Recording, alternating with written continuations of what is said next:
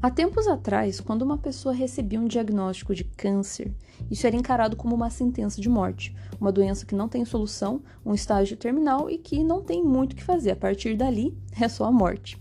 Hoje em dia, felizmente, com o avanço da tecnologia, com o avanço da medicina, a gente sabe que isso já não é mais verdade. As pessoas que recebem um diagnóstico de câncer, elas podem sim contar com a luz no fim do túnel, porque hoje a gente tem uma série de técnicas e abordagens terapêuticas para contornar esse problema e trazer quase sempre ou a cura ou uma melhoria na qualidade de vida.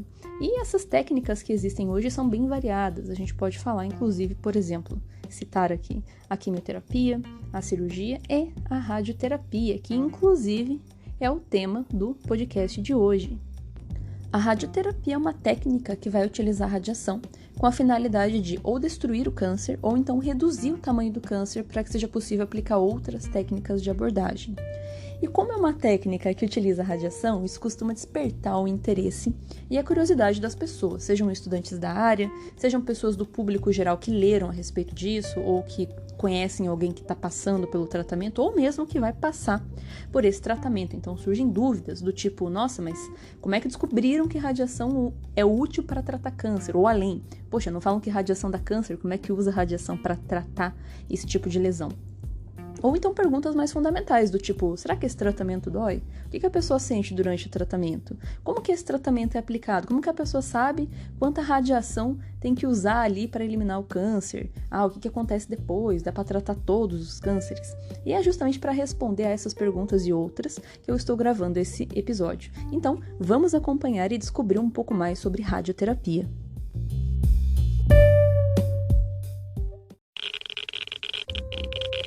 Radiation detected. Red dot.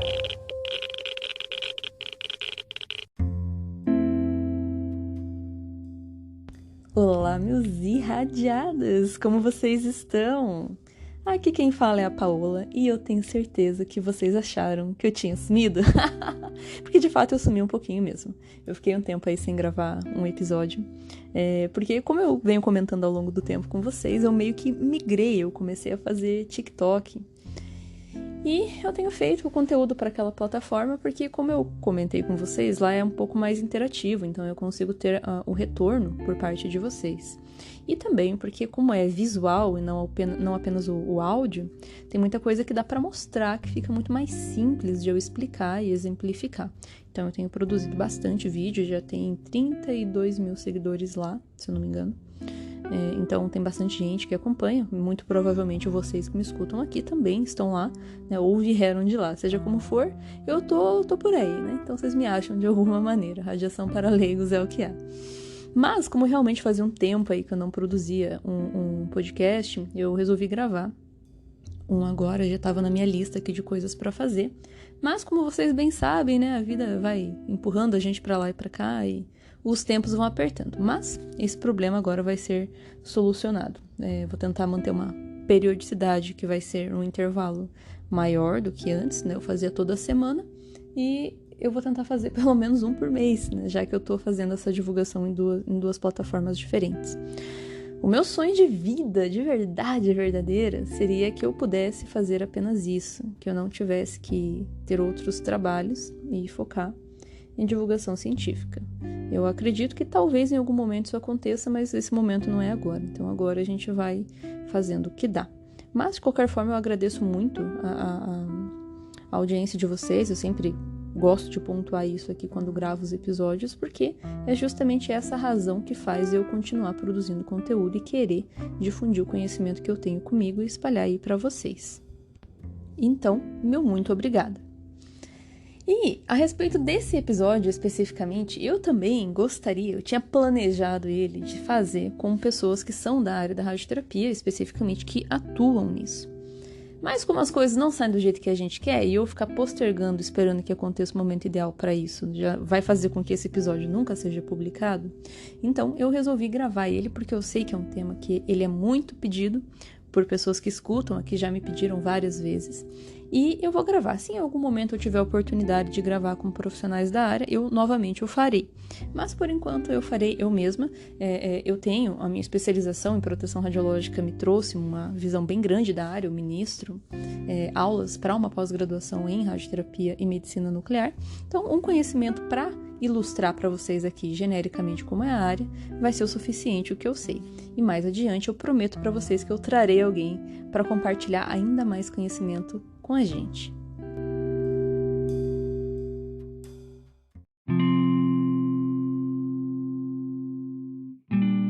Bom, e vamos falar então primeiramente do que se trata a radioterapia.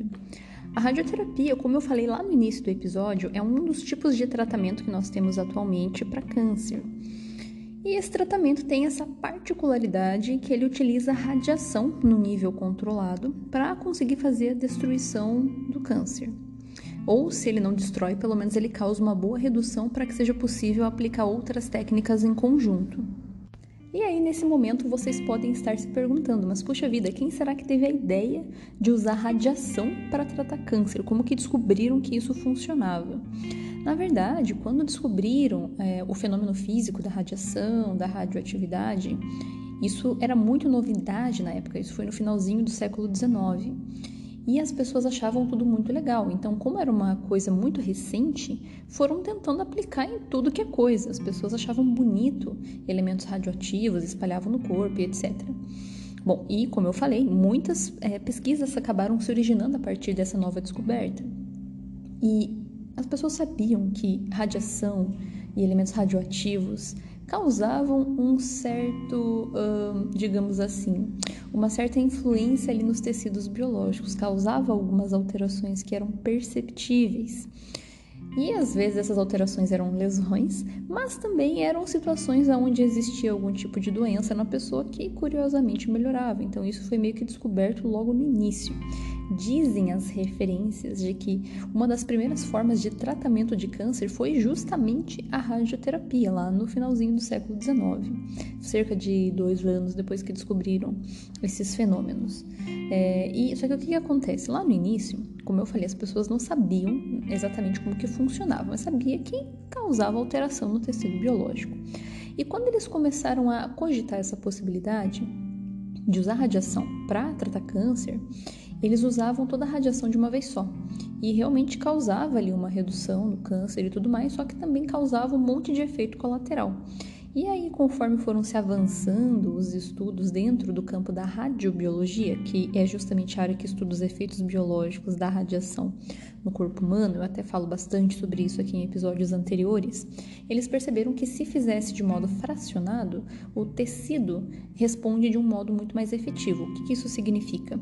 Ao invés de eu fazer uma sessão única com toda a dose de radiação, fazer várias sessõezinhas com uma dose menor e ao final do tratamento vai ser atingida a dose estimada, por assim dizer, e vai ter menos efeitos colaterais, de certa forma.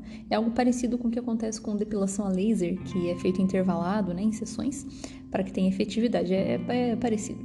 E esse tratamento começou a ser reconhecido dentro da medicina cerca de 1922 como algo efetivo, logo após perceberem que esses fracionamentos eram eficazes para o resultado final.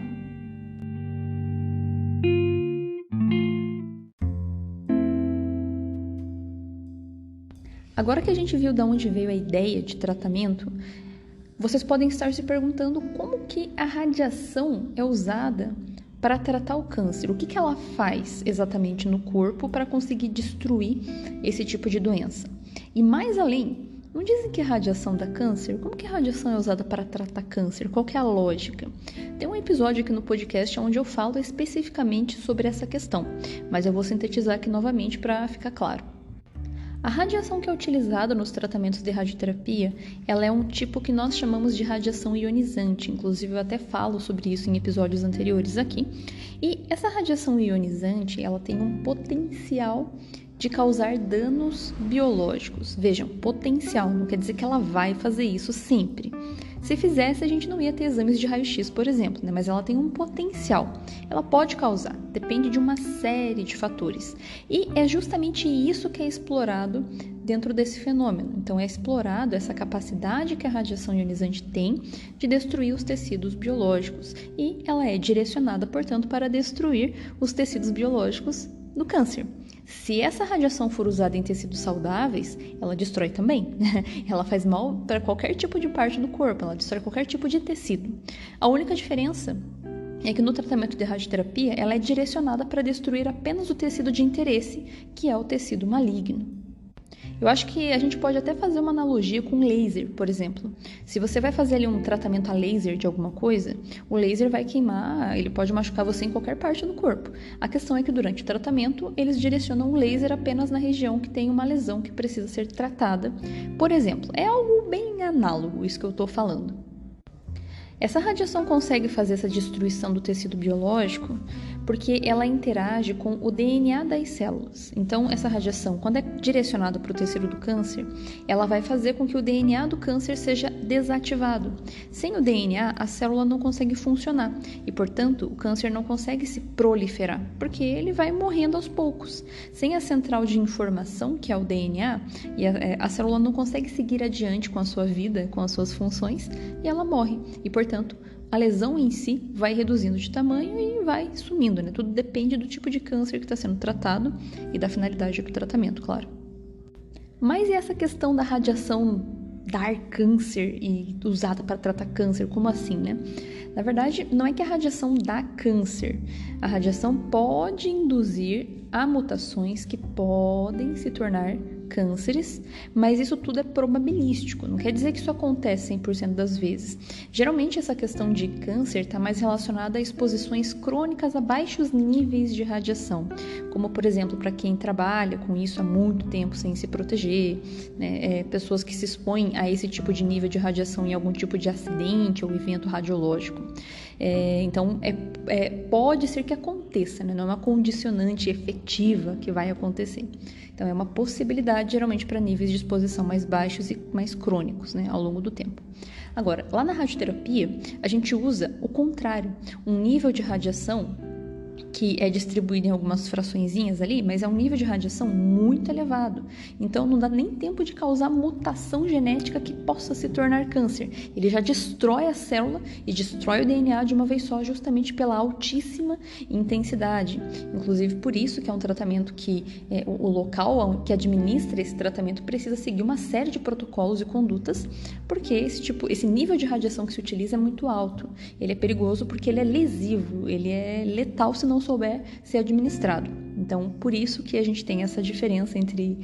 por isso que a gente usa a radiação para tratar câncer, porque é um nível bem alto. O que pode induzir a carcinogênese é um nível mais baixinho, mais crônico.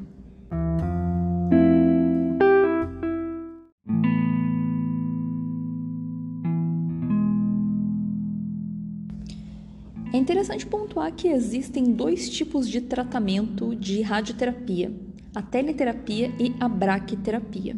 Mas qual que é a diferença entre essas duas modalidades? Bom, a teleterapia é o tratamento onde a fonte de radiação fica externa ao corpo do paciente. E são equipamentos que eles se parecem com um raio-x grande e potente que vai lançar um feixe de radiação em direção à lesão que o paciente está tratando. E são salas bem grandes que vão ter um maquinário assim que chega a chamar a atenção. Inclusive, eu fiz um vídeo a respeito disso lá no TikTok. Eu visitei uma instalação dessa, chama Oncoville, o nome do lugar que eu fui. É aqui em Curitiba. Inclusive, eu achei muito bom porque eu cruzei com os meus alunos lá. Eu acho isso muito bom. Eles estudam na faculdade onde eu leciono e a gente não se cruza. Eu fui cruzar com eles lá longe, lá na clínica de radioterapia. Enfim, então eu recomendo que vocês procurem lá no TikTok. Mostra bem certinho. É incrível a tecnologia por trás desses equipamentos. E esses equipamentos de teleterapia, eles são os chamados aceleradores lineares. E eles são realmente como se fossem raios-x mais poderosos. O raio-x que nós temos na medicina, ele trabalha numa faixa de quilovoltagem, que é para fazer exame e imagem médica, um nível fraquinho.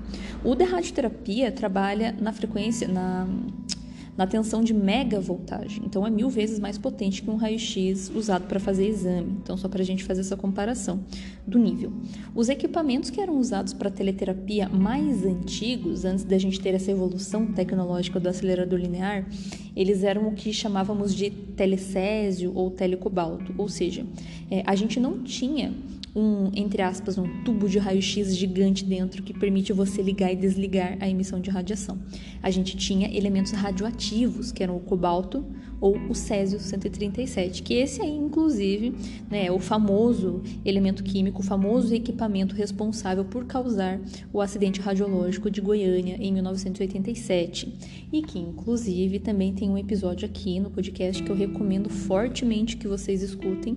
Eu detalho ele minuciosamente, né? E inclusive comentário adicional, eu fiz recentemente, até postei lá no TikTok, eu fiz um curso da agência, quem me dera, eu fiz um curso da Comissão Nacional de Energia Nuclear, que é justamente sobre ações de resposta a emergências radiológicas, e acabei revendo muita coisa sobre o acidente radiológico do Césio por causa do professor que explicou pra gente, ele participou dessas ações, então tem coisas interessantes a mais que eu vou falar, mas eu vou gravar em vídeo e postar lá no TikTok mais adiante.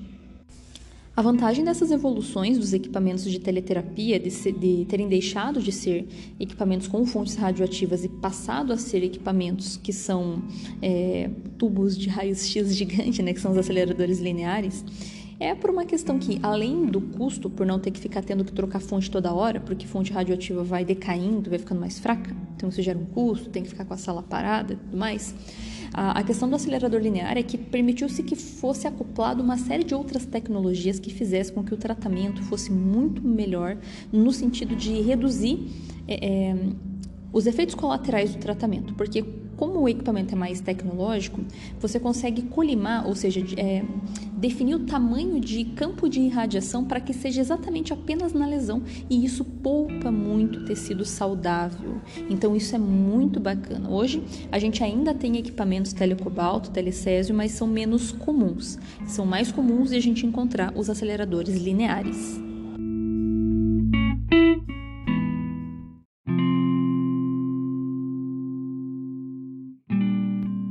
Bom, e já que nós estamos falando de teleterapia, também é interessante pontuar que o acelerador linear, além de ter essa vantagem de fazer um tratamento muito mais adequado pela questão da tecnologia, ele também fez com que se eliminasse a necessidade de ter um equipamento que se chama raio-x de ortovoltagem, que era para fazer tratamento de lesões mais superficiais. Era um raio-x um pouquinho mais fraco, que tinha uma penetrabilidade ali mais superficial para lesão de pele.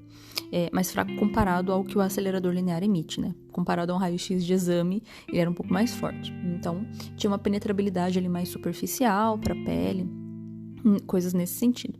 E como o acelerador linear, né, além de produzir raio-x, se você tira o filtro que tem no equipamento, ele produz feixe de elétrons, os elétrons também têm uma penetrabilidade mais superficial e acabam sendo efetivos para tratamentos em pele, por exemplo.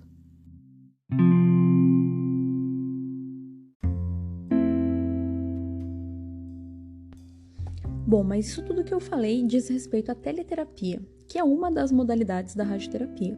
Mas como eu mencionei lá no início, tem mais de uma, na verdade são duas, né? E a outra é a braquiterapia.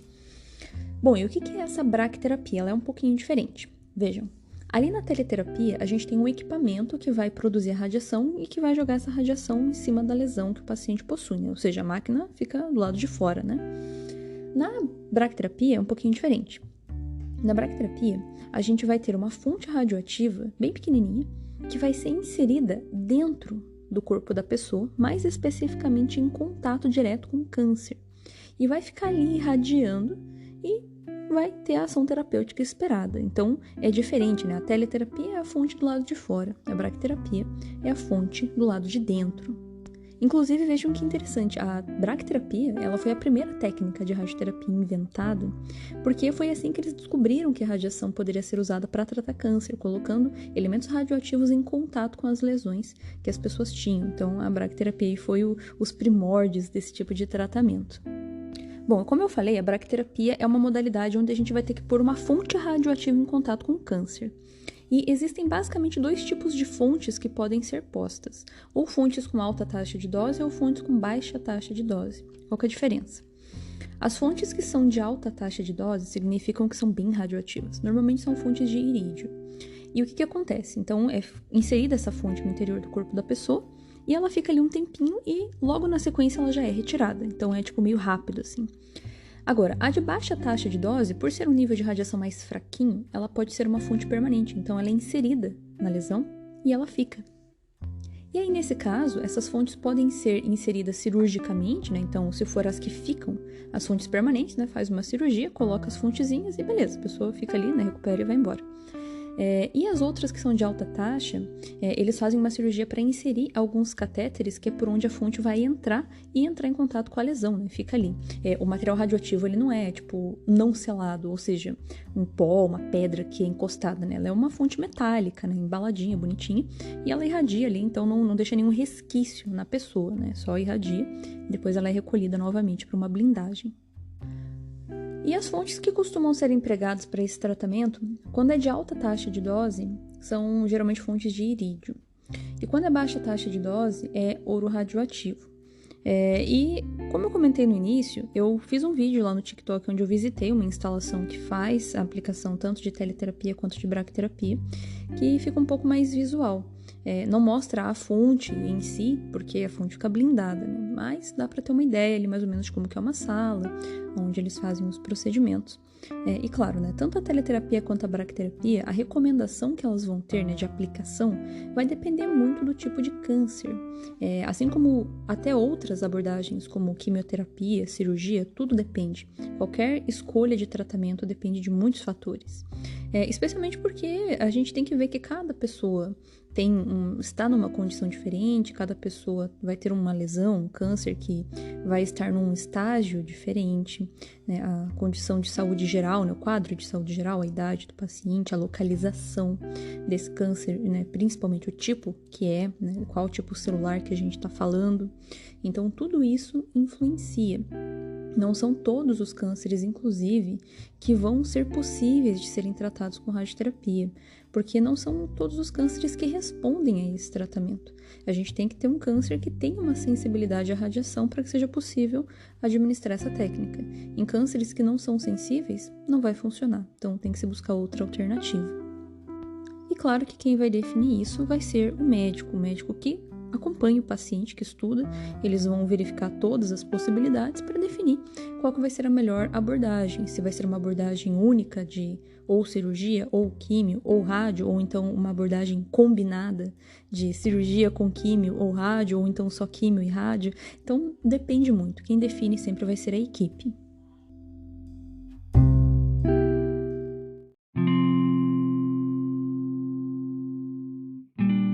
Bom, e aproveitando que eu mencionei equipe, vou aproveitar até para falar sobre a equipe que trabalha num centro de radioterapia, por duas razões.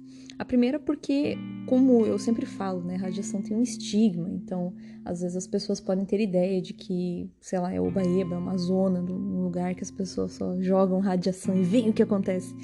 Então, não sei como que as pessoas percebem esse tipo de serviço. Na verdade, eu acho que as pessoas às vezes não têm nem noção que é um nível de radiação super elevado, né? Enfim. O ponto é, para desmistificar, isso é uma das primeiras razões. E a segunda é porque, de repente, você que está ouvindo tem interesse em trabalhar num centro de radioterapia e não sabe que profissão que tem que seguir. Então, eu vou falar algumas das profissões, alguns profissionais que atuam nesse setor, e você pode escolher uma dessas profissões para você. Bom, um centro de radioterapia possui uma quantidade muito variada de profissionais, é uma equipe multidisciplinar bem bacana. A gente tem o médico radioterapeuta, que é o responsável por fazer o planejamento e definir quanto de radiação é necessário para efetivamente destruir ou reduzir o tumor, né, seja qual for a finalidade. A gente tem o físico, que é o profissional que vai fazer as contas para definir como que essa radiação vai ser entregue nesse tumor, de forma que seja mais efetivo, né? A radiação coincida sempre em maior proporção na região onde tem que ser tratada e em menor proporção nas regiões de tecido sadio. A gente tem também o dosimetrista, que é um profissional que pode ser um físico ou pode ser um tecnólogo em radiologia, que ajuda a demarcar quais são os órgãos de interesse ali, né, onde que tem que ser o maior ponto de concentração e a definir quais são os órgãos ao redor ali que vão ter a sensibilidade que precisam ser protegidos. Então, trabalha em conjunto ali com a pessoa que faz o planejamento. E a gente tem o tecnólogo, o técnico de radiologia, que é a pessoa que opera o equipamento e vai administrar o nível de radiação que foi definido por quem fez o planejamento ali no paciente.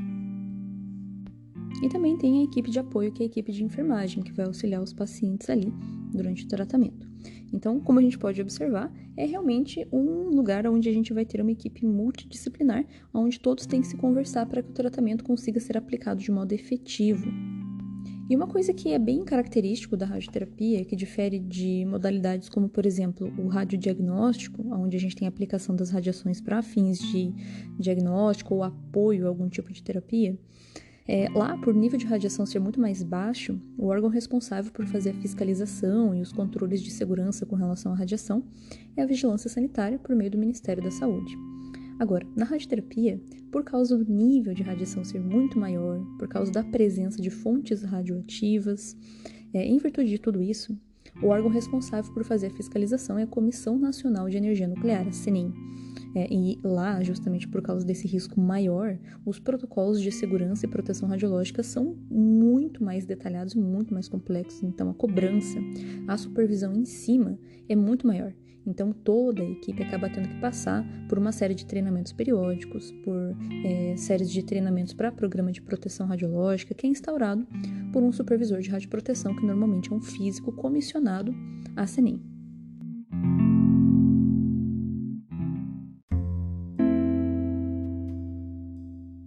Uma coisa importante que eu lembrei de comentar aqui, que eu acho que muitas pessoas fazem confusão, é com relação ao tratamento com iodo radioativo para câncer de tireoide ou para outra patologia que seja da tireoide. Muitas pessoas pensam que esse tratamento por usar radiação se trata de uma radioterapia, mas na verdade o tratamento com iodo radioativo ele está categorizado dentro da medicina nuclear. E por que disso? Porque, embora a gente saiba que tenha esse tratamento de braquiterapia, onde se inserem fontes no paciente em contato com o câncer, é um pouco diferente. Porque na radioterapia, as fontes que são inseridas são fontes seladas, ou seja, o elemento químico radioativo ele não está disperso e solto. Então, ele é só uma fonte que entra em contato e como se ele, entre aspas, bem entre aspas, queimasse a lesão. É bem entre aspas aqui, tá, gente? Porque não é isso que acontece. Então, por isso que a radioterapia, né, a braquiterapia funciona assim.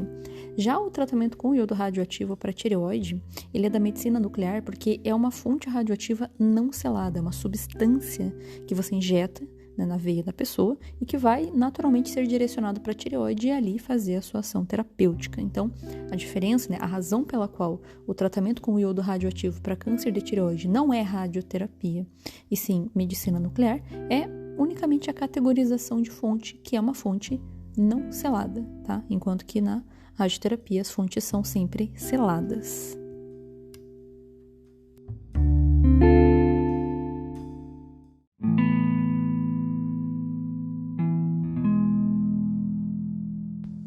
Bom, e agora falando a respeito do paciente da radioterapia, como que funciona pro paciente? Sente alguma coisa? É desconfortável? Dá algum tipo de efeito colateral? Se você que escuta esse episódio já passou por esse tratamento, ou se você conhece alguém que tenha passado, vocês vão saber mais ou menos como que é. Inclusive, se vocês quiserem compartilhar comigo essa experiência, eu vou ficar muito feliz em receber um e-mail de vocês lá no radiaçãoparaleigos@gmail.com ou pelo Instagram. Bom, mas basicamente os tratamentos de radioterapia costumam ser divididos em sessões. Tudo vai depender do tipo de câncer, onde que é, as condições do paciente, mas quase sempre vão ser divididos em sessões. Isso para que o tratamento consiga ter a efetividade que precisa e poupar os tecidos sadios. Então tem uma lógica por trás da programação ali do tratamento, né? Tudo isso é planejado pela equipe que eu mencionei anteriormente. Eu acho que o único tratamento que ele é em dose única, sessão única, é um tratamento especial para pré-transplante de medula óssea. Então, para pacientes que têm leucemia, tem um tipo de tratamento que é irradiação de corpo inteiro, que a gente vai irradiar ali a pessoa com 2, 3 grays de radiação, com a finalidade de matar a medula para que a pessoa esteja apta a receber uma nova e não dar a doença do enxerto contra o hospedeiro. Então, até onde eu sei, só essa que é a dose única, né, de uma vez. O resto é sempre fracionadinho, né, e as sessões vão variar, como eu mencionei, né, de acordo com o tipo de câncer e as condições do paciente. Mas, geralmente, são tranquilos os procedimentos ali. A teliterapia, pelo menos, é bem mais tranquila, no sentido que não é invasivo, e o paciente deita ali na caminha, os profissionais vão ajeitar ele para que ele fique posicionado sempre da mesma maneira em toda a sessão. Isso é fundamental, porque o planejamento é feito com base na posição que a pessoa está. tá? Então, é mais demorado ajeitar a pessoa na posição do que a irradiação em si. A irradiação leva cerca de 5 minutos, nem isso, é bem rápido mesmo. Na baracterapia, que é um pouquinho mais incômodo, né, vai depender, né, ali, né, da condição do paciente também, mas aí tem que fazer aquele procedimento cirúrgico para inserir os catéteres para que seja possível de passar as fontes e manter ela em contato com a lesão que a pessoa tem. Mas aí é só nesse caso que é mais delicado. De resto, é bem tranquilo. E com relação ao que a pessoa sente durante o tratamento. Embora o tratamento seja planejado para minimizar o acontecimento de efeito colateral, dependendo do tipo de câncer e da localização, pode sim ter efeitos colaterais, né? Só que daí vai cair naquele negócio de risco-benefício, né? Quando o benefício é superior ao risco, a gente tem que arriscar, né? Mesmo que os efeitos colaterais apareçam. Então, na radioterapia, uma coisa que é bem comum de acontecer é problema na pele. Então, a pessoa acaba ficando com uma radiodermatite, que é uma inflamação da pele causada por radiação. Então, de primeiro momento, a pessoa não percebe, porque o efeito da radiação, como acontece lá no DNA, leva um tempinho para o corpo perceber. Então, nas primeiras sessões não se nota nada. Mas, conforme vão se passando os dias e as sessões, dá para notar que na região onde incide o campo de radiação, a gente nota uma vermelhidão, um ardor, dá uma descamadinha. Ali onde foi irradiado, se tiver pelo, o pelo cai, para de crescer. Então é bem comum, por exemplo, em mulheres que tratam câncer de mama, a região da axila não tem pelo, porque passou pelo feixe de radiação e causou essa epilação, que a gente chama. Depilação é quando a gente arranca, né? Epilação é quando cai. Mas isso acontece apenas na região onde passa o feixe, tá? É diferente da quimioterapia, por exemplo, né? A quimioterapia é um tratamento químico que a pessoa vai, né, injetar na veia, ele vai ser injetado na veia, e ele é sistêmico, então vai passar pelo organismo inteiro. E por isso que cai cabelo, cai pelo. Depende do tipo de quimioterapia, claro, né? Mas aí, como é sistêmico, cai todos os pelos. A radioterapia vai cair pelo ou cabelo apenas na região onde incidir o feixe de radiação. Então, pode acontecer, né? Mas é mais efeitos locais mesmo ali. Se o câncer em questão estiver próximo do trato digestivo, por exemplo, e o feixe passar pelo intestino, ou então passar pelo pescoço, ali na garganta, também acontece um negócio que se chama mucosite, que é uma inflamação das mucosas. Acontece também com a quimio, mas com a radioterapia vai acontecer se o feixe incidir próximo das regiões do trato digestivo, porque ali é uma região delicada, é uma região radiosensível. Como eu falei, né, no tratamento, a equipe sempre vai tentar fazer com que o feixe de radiação desvie dessas regiões, só que o problema é que tem radiação espalhada, então sempre vai ter um pouco que vai refletir ali. As doses são grandes, né, justamente para ter a efetividade de destruir o câncer. Então é complicado evitar todos os efeitos colaterais, sabe? Então não tem muito como fugir, mas como eu falei, né, é risco-benefício. Por mais que a gente saiba que possa ter incidência de efeitos colaterais, que são sempre minimizados o máximo de acordo com o que a equipe planeja, podem acontecer, né, mas o benefício do tratamento de você extirpar uma doença, como é o câncer, né, acaba compensando esse sacrifício.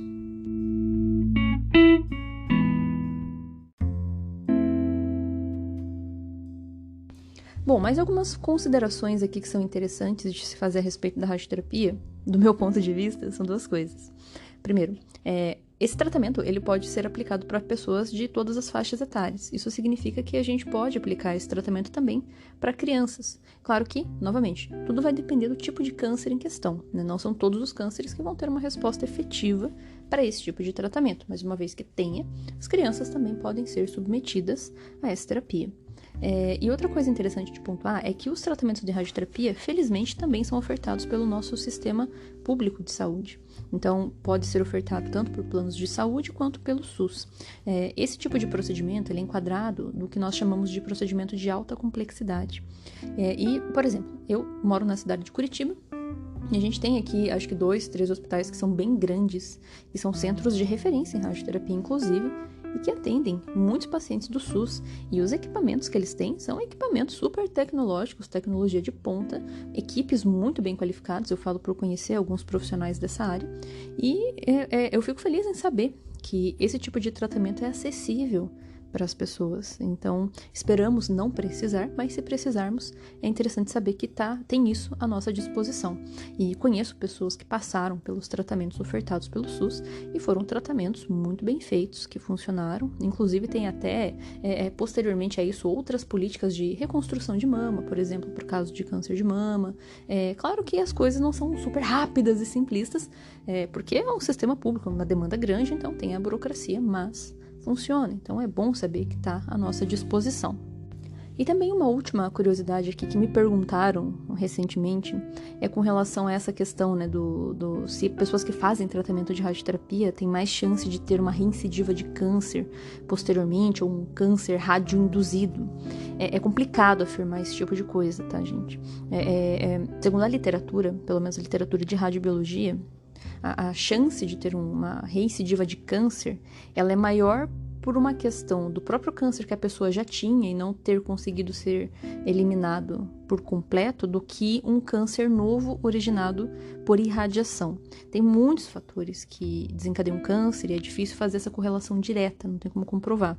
Tem uma ou outra literatura que faz uma correlação ali que, dependendo da região que foi irradiada, da idade da pessoa que tinha a lesão e quando ela fez o tratamento, pode acontecer, mas isso tudo é muito subjetivo, difícil correlacionar. Pelo menos isso na literatura que eu tive acesso. Pode ser que no momento que eu trouxer alguém que seja da área específica, né, para compartilhar com a gente o conhecimento mais específico, isso seja diferente. Então, vamos estar abertos às possibilidades.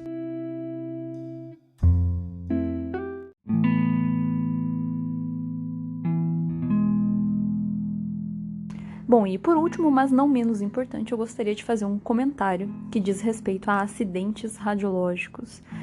Pois é, bom, como eu comentei no início ali com vocês, eu consegui finalmente fazer o curso de Ação de Resposta a Emergências Radiológicas e Nucleares ofertado pela Comissão Nacional de Energia Nuclear.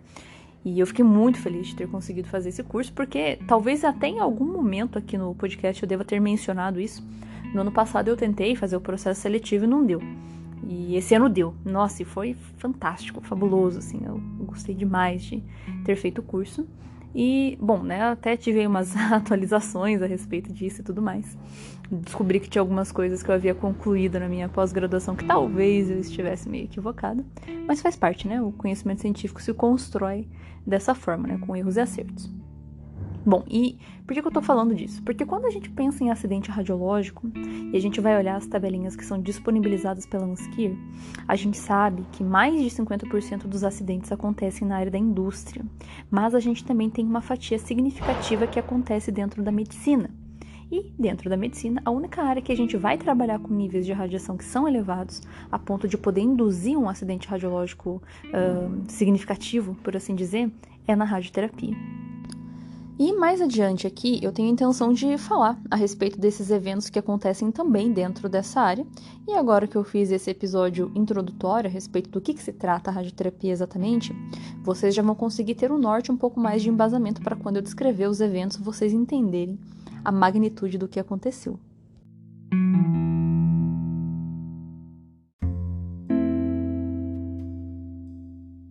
Bom, e então, para fechar aqui o nosso podcast, eu espero que tenha ficado claro tudo que eu quis passar aqui para vocês. Naturalmente, eu estou explicando a respeito de radioterapia de um modo muito sucinto, bem tranquilo, bem para leigos mesmo, né? Da minha concepção, eu espero que tenha ficado claro. Mas se não ficou, vocês podem entrar em contato comigo por e-mail ou no radiaçãoparalegos@gmail.com ou pelo Instagram, né? Radiação para Leigos, me encontrem lá, ou TikTok, enfim. Eu vou responder vocês, né? Tenho acesso às mensagens e consigo acompanhar. Também estou aberta a sugestões de temas, né? Tem muitos temas aí sendo sugeridos agora com essa comunicação feita pelo TikTok. Tenho intenção de fazer mais vídeos pra lá também. Tenho intenção de fazer vídeos pra colocar no YouTube. Gente, tem tanta coisa que eu queria contar pra vocês. Eu queria que minha vida fosse só isso. Assim, eu queria ganhar dinheiro só pra fazer isso. Sonhar nunca é demais, né? Quem sabe eu não estou no caminho. Eu gostaria de estar. Mas enquanto isso não acontece, a gente faz como dá. Então, fiquem aí de olho, né? Vou tentar postar um podcast pelo menos uma vez por mês pra não dar um espaço tão grande assim. Sempre que der, vou estar aí produzindo conteúdo, mas me acompanhem lá pelo TikTok, que lá é mais comum de eu postar. Muito obrigado pela audiência de vocês mais uma vez e nos vemos no próximo episódio.